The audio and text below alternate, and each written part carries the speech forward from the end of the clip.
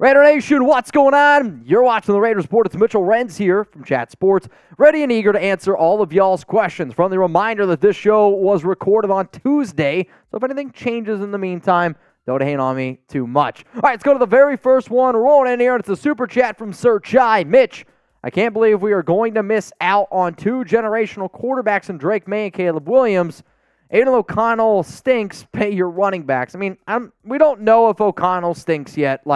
I think he is a interesting quarterback, and I do when I look at what he has, to me, he is more of a solid backup quarterback in the NFL. Now, anything can happen. I get that the accuracy is there. You're going off the show that I put out yesterday, but that's still you don't know. If the Raiders are bad, right? Really bad, and they have a chance to get a Drake May and Caleb Williams, I don't think that Ziegler is around. I don't think Josh McDaniels is going to be around. And paying your running backs to a certain degree, yes, but you can't have the idea that we're going to go pay Josh Jacobs $16 million. If you're going to pay Josh, it's going to be somewhere around that $12 million figure. You're going to front load it, and then the back, if they really can make it, but you still have the ability to get out of the back of that contract. Let's go to Brian Darr. Kids say, John Borelli, bang! Brian, cheers to you, my guy. Thank you for raising the kids right. And if your kids are Raiders fans, spam me. Let's go to Fred. What up, Fred? There is no reason why Jacobs doesn't have a contract. There should be no debate. You keep a non-producer in D.C., but scratch your head at Jacobs. What the hell? I mean, when you compare these two, I get what you're saying, but you're also not comparing apples to apples. You got the quarterback position. The quarterback position is the position that gets paid. Then you have the running back position, which is arguably the most replaceable position on your entire offense. So I get some of y'all's frustration, but saying you pay DC comparing to you not paying Josh Jacobs, it's not the same thing at all. And that's coming from me, who I love Josh, and Derek, moving on from Derek was the right thing. And you got a very average quarterback in D.C., and then you got one of the best running backs in the NFL. I just don't think that you can compare the two necessarily. Let's go to Sir Chai. Mitch, I support all running backs getting paid. I support all players getting paid. But I also think that in sports, in life in general, guaranteed contracts will always be something that I scratch my head about. Why? Because in the real world, imagine a guaranteed contract, and it doesn't matter how well you do at your job, right? I mean, it's a little bit interesting. If it was up to me, I would honestly kind of get rid of the guarantees, and I would do more incentive-based deals. A lot of players, it would just be, you're always around this number here, and if you play well, you can make a shitload of money. If you don't play, you don't make as much money. That's how I would honestly do it, but that's never going to happen. Let's go to Chris. I think Alex Barr's starting surprised some fans last year. Who is a player that could start that might surprise some people this year? It's a good question. I know at the beginning of training camp, OTAs, the whole offseason last year, it was Lester Cotton. He's starting at right guard. He's getting all the work, and then he didn't even end up making the 53-man roster. The name that I'm going to go with here, when you look at the Raiders' offensive line, if you say a surprise player that could start, I'm going to say Thayer Munford. And the reason why I'm going to go with Munford is he's entering year 2 with Carmen Brasillo, and he's definitely down there a little bit on the depth chart. But, let's get crazy here a little bit. He can play right guard, and he does have the ability to play tackle. So if they wanted to get creative and kick Jermaine Illuminor in at right guard, because, I don't know, maybe an injury happens or some other stuff goes down, that could be something. But I do know that Munford, just a few years ago when he was coming out of Ohio State, there were some people that thought he was going to be our first-round pick, a second-round pick back in 2021. He had decided to stay with the Buckeyes for another season, and unfortunately, the draft stock did drop a little bit. So Thayer Munford is a surprising player to keep in mind. That's my guess. Now I want to know from you. So please, as you can see, get down in the comments now. I want you to name a surprise offensive lineman that could start for this season. And Chuggs wants y'all to do this because it's going to be the pinned comment on today's show. So you're about to get hit with a YouTube ad break. Scroll on down and let me know. David Gonzalez, what up, man? Hey, Mitch, on your rookie and UDFA top 10, why did you leave out Michael Mayer? I thought he was having a great camp. I'm starting to get worried that he may not be as good as advertised. So I did the winners from minicamp. Michael Mayer did not participate in mandatory minicamp. He participated during OTAs, so that's the biggest reason there. In terms of being worried about him, don't. Like, he is going to be a phenomenal rookie tight end. He's going to be a really solid tight end. He has the ability to be a top 5 tight end in the National Football League. Like, when I look at him, I don't see so much Rob Gronkowski. I look more, I see like a Mark Andrews style. Well, Gronk was 6'6", freakishly big. Michael Mayer is going to be totally fine. He's a great blocker. There was a report that he could be battling an injury, but that's the reason why he didn't make the minicamp. If it was off-season winners and losers, it is a little bit of a different conversation. Let's go to Mountain Raider more legend, Handlebar Trivan. Had an awesome time meeting you guys and hanging with the nation. It was really cool to be able to hang out with Trivan. We got to meet his daughter as well. And if you don't know what he's talking about, this past weekend, Jeremy Chuggs and I, we flew out to Las Vegas. I was in the Hot Wings contest against Jermaine Illuminor and Colton Miller. If you want to find out who won that, it is on the channel. I'm also going to put it down in the comments and in the description of today's show. But this is not the usual content that we put out. But when I have the ability to do this, it's always like one of the biggest pats on the back as a content creator. Like, man, we have come a really long way. And the fact that we raised over $2,500 for the Greater Youth charity, and that's even, the cherry on top. But if you're looking for more Raiders videos, the latest news, rumors, mailbags like you're watching right now, the link is below. And if you are already one of our loyal subscribers, take that link and send it to a Raiders fan. Shout out to some of the new subs that we have here on this show. We're trying to get to 138,000 subs by the end of June. Shout out to Jeffy, Carlos, Brian, Key, and the Kaloa. We are winning the June subs battle here at Chat Sports. The Raiders Report is in first place. I'd like to stay in first place. So help us grow this show, grow the family, and hit that subscribe button. Let's go to Patrick B. How is the D-line looking? Here are 5 for you. We did a little tune clock when we were live, and I'm not going to lie, those fireball shots starting to hit me a little bit. So, the defensive line, from everything I hear, we'll start with the defensive ends first. Crosby, he's Max Crosby, right? The number one player that we're going to talk about here, though, is Adam Plant Jr., who continues to impress. We have said his name multiple times this offseason, and I'm going to be real with y'all. I think he has a legitimate shot to make the 53-man roster, and I think because he's had such a good camp, I do think that the Raiders end up keeping Jordan Willis. They like him a lot, and for that reason, I do. I included him in my 53-man roster projection for the Raiders over the weekend, and I'm going to stick with that. From the defensive tackle side, I would have said that this was our weakest position entering the offseason, and it's still a lot of unknowns, right? But according to reports, the Raiders' defensive tackle room has played a lot better, especially guys like Adam Butler has been very impressive. Bilal Nichols looks healthy. Neil Farrell Jr. is in great shape. Byron Young apparently looks solid. Nestor Jade Silvera looks pretty damn good. So what it's really going to come down to is how many DTs this team keeps, because I think that the 6 guys are locked and loaded, which then puts John Jenkins and Matthew Butler on the outside looking in. Another name that could be a sneaky cut candidate, Jerry Tillery. Watch out for him. Let's go to this next one rolling in from Brandon Jasper.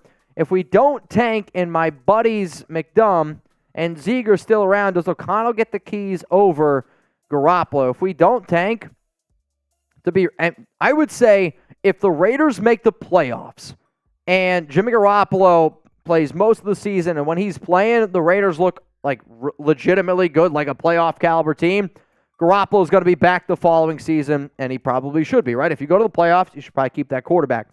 If he doesn't, and the Raiders are like 7-8 wins, I actually think they're going to hand the keys over to Aidan O'Connell and see what happens. If the Raiders are a disaster and they're like top 5 in the draft, I don't know if McDaniels and Ziegler are around anymore after that. And then hopefully, you're looking at a Caleb Williams or a Drake May. Let's go to L.J. Johnson, Mitch and Chuggs. Why don't we just sign JJ to a 3-year deal, $11 million each year? Because a lot of times that's not how the contracts work. And for when it comes to Jacobs, if you gave him a 3-year deal at $11 million a piece, I actually don't think that's enough. Like, he wants more money than that. Like, if you're going to complain about $10 million in terms of being on the franchise tag, I would say the only way Jacobs would think about a 3-year deal, $11 million a piece, is if you gave it to him fully guaranteed. And I don't want to give a running back a fully guaranteed contract for 3 years. He's young, I get it, at 25, but with the amount of injuries that can happen at that position, not going to be what I go with. Let's go to Danny. Should the Raiders trade for Danielle Hunter?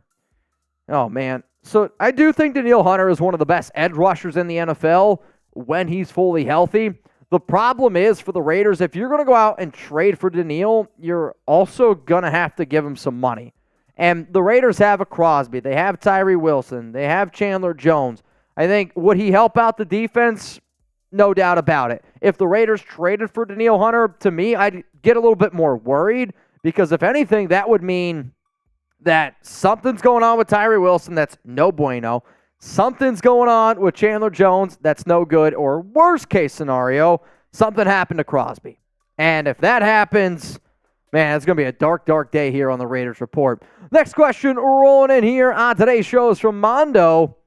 What up with these Wentz rumors? Bro, I wish I could tell you. Over the weekend, I had a few people send me articles like, oh, the Raiders could sign Carson Wentz. And then I saw some stuff on social media that the Raiders should sign Carson Wentz. I will say this. I can't wrap my mind around the idea of somebody signing Carson Wentz. And we were joking about it when we were live because we were like, oh, what if Carson Wentz went back to playing the way that he did in 2017? And I was like, holy shit. Imagine another conversation of if a quarterback could go back to playing the way that he did 5 years ago. I don't need those conversations again here on the Raiders Report. But how about this? Be real with me. I know there's a lot of people out there that don't think Garoppolo is going to be ready by week 1. There's a lot of people that don't think Garoppolo is going to play the whole season. I'll be real. I don't think Garoppolo is going to play the whole season. But I don't want Carson Wentz on this team. I mean, you think about how many Commanders teammates last season that were like, we'd rather roll with Taylor Heineke. Like, Aidan O'Connell, Brian Hoyer may not be as good as Carson Wentz now. But I don't want to see what Carson Wentz is. I know what Carson Wentz is. I'd rather, if I'm going to take a risk on a young player, if Garoppolo goes down, see what O'Connell is. Figure it out. So for me, I'm typing a big old P for pass. Let's go to Andre Rader. Are the Raiders still interested in Marcus Peters? Interested? Yes. And I talked to Graf, and Graf's pretty well connected with Peters and some of his guys in his camp. And he said on a show that I was with him that there is an offer on the table. But there is no rush for Peters. And a lot of these vets, they want to wait and see until teams finish, OTAs. They want to see until team finishes minicamp because they're like, shit, I'm 30 years old at this point. I'm a vet. I don't need to go through the ins and outs of minicamp, training camp, all that kind of stuff, or OTAs. I would say if I'm Marcus Peters, I'm probably going to wait to sign maybe until training camp rolls around. Or you could even see a player like Peters who wants to get paid more than what he's worth, maybe even waiting until the preseason or an injury to happen. So there is a contract on the table, but there is nothing, I think, going to happen anytime soon around Marcus Peters. Let's go to Casey the Sledge Storyteller. Hey, Mitch, the current quarterback situation takes me back.